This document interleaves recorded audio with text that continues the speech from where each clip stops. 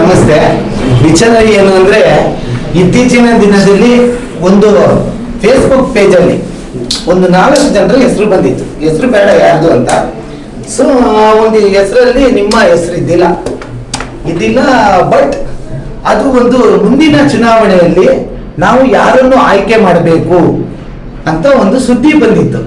ಆ ಸುದ್ದಿಯಲ್ಲಿ RBD ಮಹೇಶ್ ಅವರು ನಿರೀಕ್ಷೆ ಮಾಡೇ ಇಲ್ಲ ಅನ್ಸತ್ ನನ್ನ ಭಾವನೆ. ನಿಮ್ಮ ಹೆಸರಿತ್ತು, ಸರಿಯೇನಂತೀರ? ಆಕ್ಚುಲಿ ನನಗೆ ಆಶ್ಚರ್ಯ ಆಗ್ತಿದೆ ಅದು ವಿಚಾರ ಕೇಳಿ. ಯಾಕಂದ್ರೆ ನನಗದು ಐಡಿಯಾನೇ ಇಲ್ಲ. ನನ್ನ ಫ್ರೆಂಡ್ ಒಬ್ರು, ನನ್ನ ಸ್ನೇಹಿತರೊಬ್ರು ಫೋನ್ ಮಾಡಿ ಹೇಳಿದ್ರು, ಇಲ್ಲ ನೋಡಿ ಫೇಸ್ಬುಕ್ಕಲ್ಲಿ ಈ ಥರ ನಿಮ್ದು ಇದು ಬರ್ತಾ ಇದೆ ಅಂತೇಳಿ ಈಗೆಲ್ಲ ಹೇಳಿದ್ರು. ನಾನು ತಕ್ಷಣ ಚೆಕ್ ಮಾಡಿ ನೋಡಿದಾಗಲೂ ಗೊತ್ತಾಯ್ತು, ಇಲ್ಲ ಹೌದು ಈ ಥರದ್ದು ಹಾಕ್ತಾ ಇದ್ದಾರೆ ಅಂತೇಳಿ. ನಂದು RBD ಸಂಸ್ಥೆ ಒಂದಿಷ್ಟು ಜನ ಫೋನ್ ಮಾಡಿದ್ರು ನನಗೆ, ಸರ್ ಇದು ಹಿಂಗೆ ಬರ್ತಾ ಇದೆ, ನಾವೆಲ್ಲ ಪೋಸ್ಟ್ ಮಾಡ್ಬೋದಾ ಅಂತ ಕೇಳಿದ್ರು. ನಾನು ಅದಕ್ಕೆ ಒಂದೇ ಮಾತು ಹೇಳಿದೆ, ನಮ್ಮ ಅಲ್ಲಿ ಬೇಕಾದ್ರೆ ನೀವು ಚೆಕ್ ಮಾಡಿ ನೋಡಿ, ಅದರಲ್ಲಿ ಒಬ್ಬರು ಸಿಂಗಲ್ RBD ಸಂಸ್ಥೆಯಲ್ಲಿ ಇರೋವಂಥವ್ರು ಯಾರು ಮೆಸೇಜ್ ಮಾಡಿಲ್ಲ. ಮತ್ತು ಯಾರು ನಮ್ಮ ಸ್ನೇಹಿತರು, ನಮ್ಮ ಹಿತೈಷಿಗಳು ಯಾರು 1-2 ಜನನ ನಾನು ನೋಡಿದೆ ಅದ್ರಲ್ಲಿ ಮಾಡಿರೋಂಥದ್ದು. ಅದು ಬಿಟ್ಟರೆ ಎಲ್ಲ ತುಂಬ ಬೇರೆಯವ್ರು ಮಾಡಿದ್ದಾರೆ. ಒಂಥರ ಖುಷಿನೂ ಆಯಿತು ಮತ್ತು ಆಶ್ಚರ್ಯನೂ ಆಯಿತು. ಯಾಕಂದರೆ ನಾವು ಇವತ್ತಿನ ದಿನದಲ್ಲಿ ರಾಜಕೀಯವಾಗಿ ಯಾವುದರಲ್ಲೂ ಇಲ್ಲ. ಇವತ್ತಿನ ದಿವಸ ನಮ್ಮ ಉದ್ದೇಶ ಇರೋದೇ ಸಾಗರದಲ್ಲಿ ಒಂದು ಒಳ್ಳೆ ಉದ್ಯೋಗ ಸೃಷ್ಟಿ ಮಾಡಬೇಕು, ಜನರಿಗೆ ಒಂದು ಒಳ್ಳೇದು ಮಾಡಬೇಕು ಅಂತ.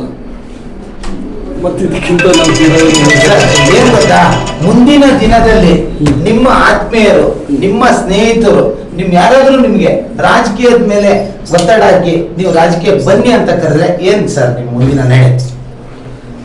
ಆದ್ರಿಂದ ಇವಾಗಲೇ ನಮ್ಗೆ ಏನಂತ ಹೇಳಕ್ ಬರಲ್ಲ ಸರ್, ದಯವಿಟ್ಟು ತಪ್ಪಿಬೇಡಿ.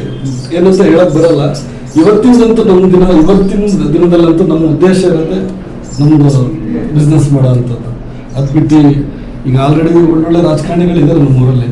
ಹಾಲಪ್ಪನವ್ರು ಇದ್ದಾರೆ, ಬೇಳೂರು ಗೋಪಾಲಕೃಷ್ಣ ಅವರು ಇದ್ದಾರೆ, ಮುಂದೆ ಇನ್ನೂ ದೊಡ್ಡ ರಾಜಕಾರಣಿಗಳೆಲ್ಲ ಇದ್ದಾರೆ.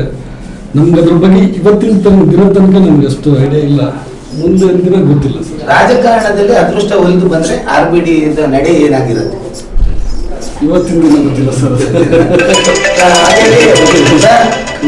ಬಹಳಷ್ಟು ಜನ ನಿರೀಕ್ಷೆಯಲ್ಲಿ ಇಟ್ಟಿದ್ದಾರೆ. ಇತ್ತೀಚಿನ ದಿನದಲ್ಲಿ ಯುವ ನಾಯಕರ ಅವಶ್ಯಕತೆ ಇದೆ ಮುಂದಿನ ದಿನದಲ್ಲಿ ಅನ್ನೋದು.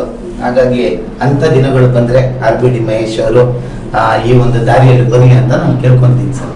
Thank you sir. ನೋಡೋಣ, ಮುಂದೊಂದು ದಿನ ಗೊತ್ತಿಲ್ಲ ಸರ್. ಇವತ್ತಿನ ದಿನ ಅಂತೂ ನಮ್ಮ ಉದ್ದೇಶ ಇರೋದೇ ಉದ್ಯೋಗ ಸೃಷ್ಟಿ ಮಾಡೋದು, ಬಿಸ್ನೆಸ್ ಮಾಡೋದು. ಮುಂದೊಂದು ದಿನ ನೋಡೋಣ ಸರ್, ಅಂತ ದಿನ ಬಂದಾಗ ನೋಡೋಣ. ಅಂದ್ರೆ ರಾಜಕೀಯದಲ್ಲಿ ಇನ್ನು ನೀವು ಮೆಟ್ಟಿಲು ಇಟ್ಟಿಲ್ಲ, ಮುಂದೊಂದು ದಿನ ಬಂದಾಗ ನೋಡ್ತೀವಿ. ಧನ್ಯವಾದಗಳು ಸರ್.